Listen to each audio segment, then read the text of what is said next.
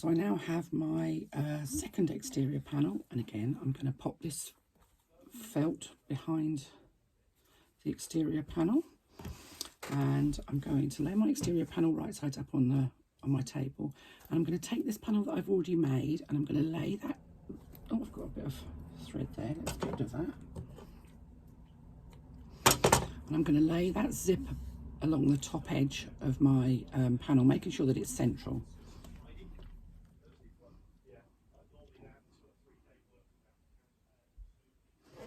The sides of your panels should all match up. Now you can base stitch across there if you want to, or you can just go in for the kill like I do and add your lining, so that you effectively, your lining is wrong sides together with the exterior and your zipper is sandwiched between the two. I'm just going to clip those together because I need to put my zipper foot back on again.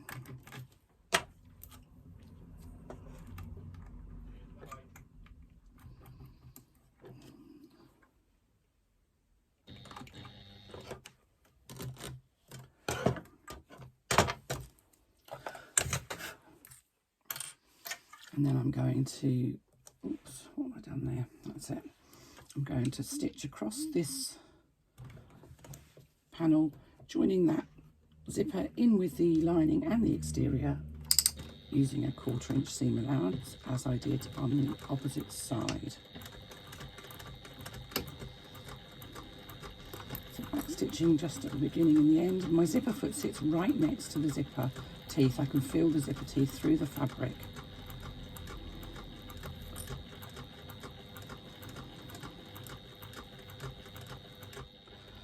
Come down to this end and my zipper pull is in the way, so I'm just going to lift the lining, I'm going to lift the front part and open my zipper pull so that my zipper pull isn't in the way and I can stitch happily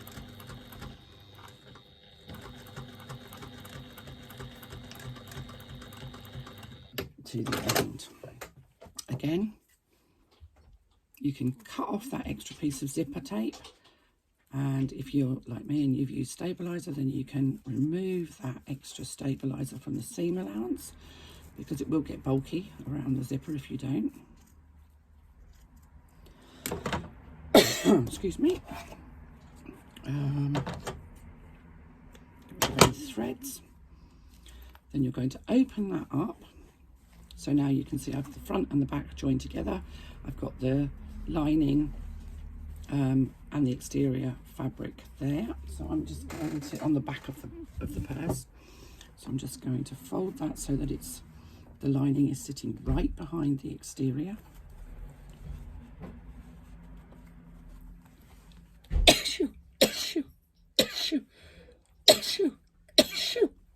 Oh, excuse me. And then I'm just going to press that seam to make sure that my lining stays inside.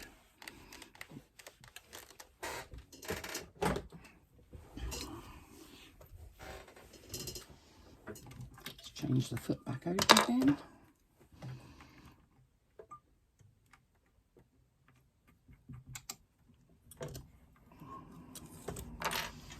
And again, I'm going to top stitch an 1/8 of an inch away from the zipper. And I'm only going to go the length of the zipper. I'm not going to go right to the ends. Just one back stitch at the beginning and the end. If I were using faux leather, I would have, let's just close that zipper, would have buried my stitches. But because my thread is self-coloured, I actually don't mind having that one back stitch at the beginning and the end. So when I get down to this end, I'm just going to lift my foot and open my zipper so that my zipper pull is out of the way.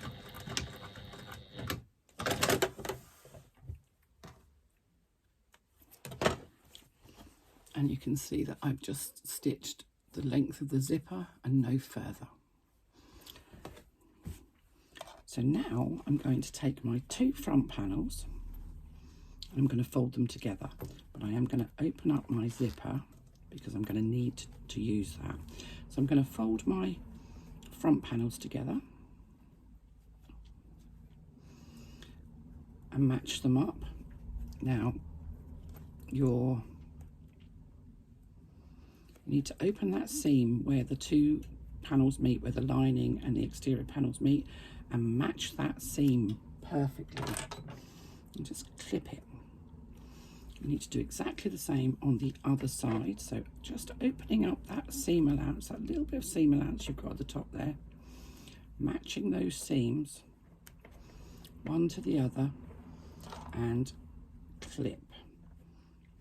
Now for me, rather than just going straight in and sewing, what I like to do is to just, I'm just going to do it on this side I think because this side is easier, is to just stitch that couple of stitches across where the outside meets the inside, just to make sure that I've got them perfectly matched, because if you find you haven't got them perfectly matched, you're gonna be, well, you will be swearing, because it won't look nice on the corners of your purse. So I'm just gonna do the same on this side because I want them to match perfectly.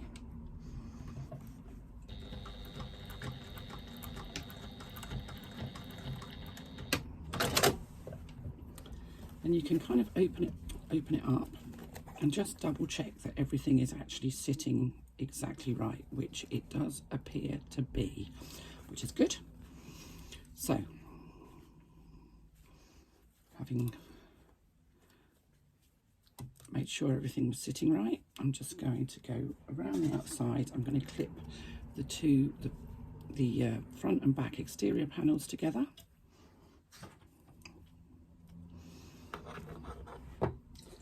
And I'm also going to clip the lining panels together. However, we will not be stitching all the way around the lining. We will be leaving a small gap to turn our bag through, our purse through. And your lining panels should meet up perfectly if you've cut them to exactly the same size. And they should meet up perfectly whether you've reduced them in shape or otherwise. So, you know, that's not an essential, it's just something I prefer to do.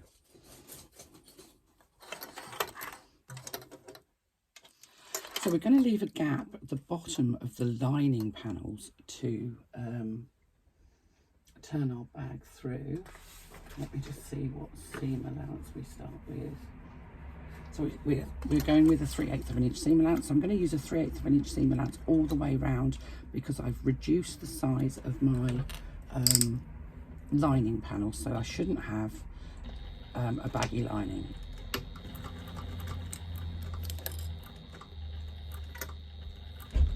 So we're going to go round those curves at the side of the lining. And just remove your clips as you go. Go slowly because you will be going from an area that's just 2 layers of cotton to an area where there's slightly more layers of cotton. So you really want to make sure that the foot on your machine stays level so that you don't get skipped stitches.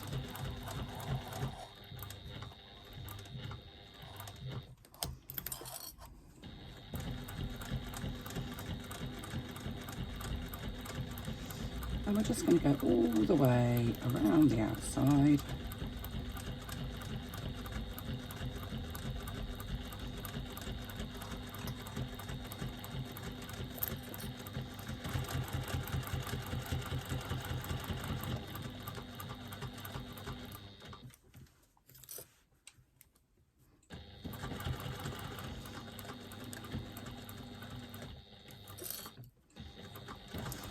And back to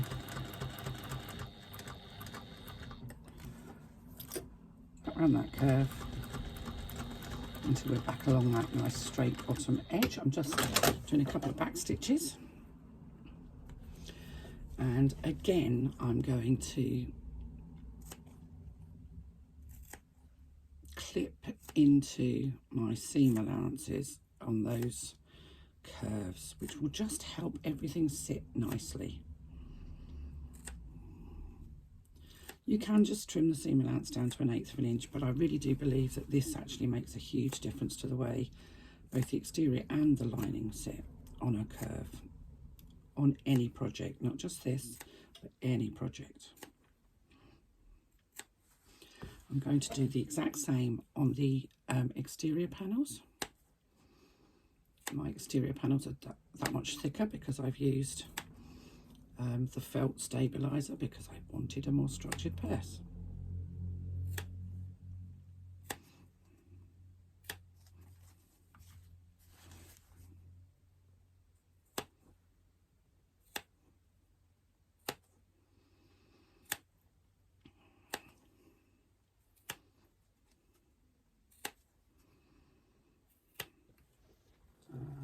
Let me just see what it tells me to do.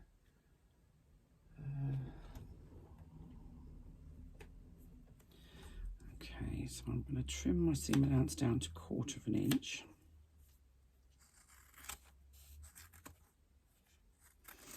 So I'm just taking a little bit off here because I only did a 3/8 of an inch seam allowance because I'd already shaped my my lining panel, so I didn't need to increase the size.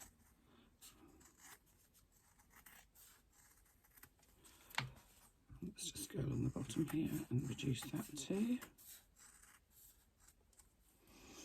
Now I'm just going to take out any of this felt that's in the seam allowance at the bottom and at the sides on the exterior panels. Obviously this isn't in the pattern because the pattern doesn't ask you to use a stabilizer. This is my personal preference, nothing more. But on something this small, if you don't take the any extra stabilizer from the seam allowance, you will end up with a really bulky looking little finished item. So I'm just going to carefully go around and trim that off. There we go, lots of little tiny bits to go on my floor. And then I'm going to go through that opening that I've left and I'm going to push my purse. And this is going to be quite tough because I've used that extra stabilizer. Basically pushing and pulling to get my purse out through that gap. It will go. It has gone. It's there. Now I'm just going to use my fingers in that hole in the lining to push out the bottom curves.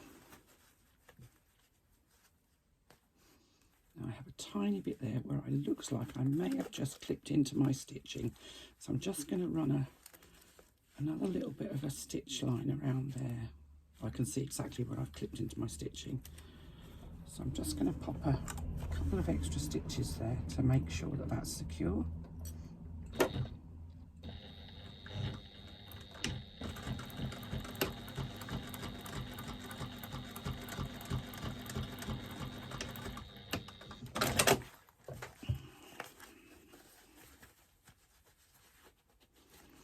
So I'm just going to push those bottom curves out with my fingers.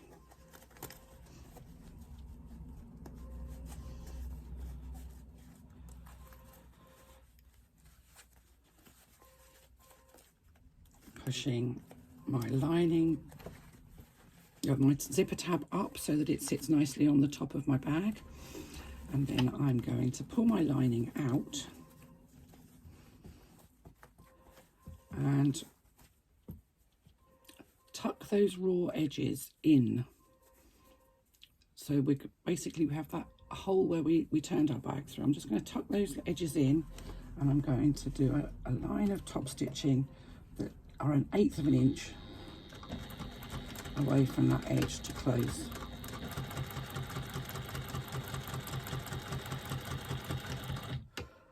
Turning gap, and I'm using a self-coloured thread so it won't show inside. Now my phone is ringing in the other room.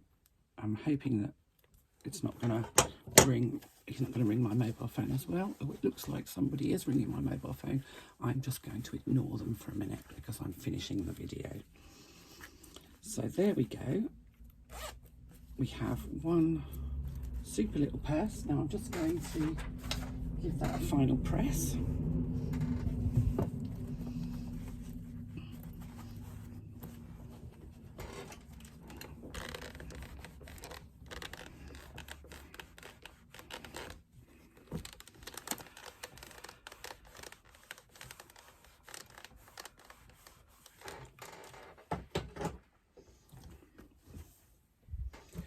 And there we have the finished product.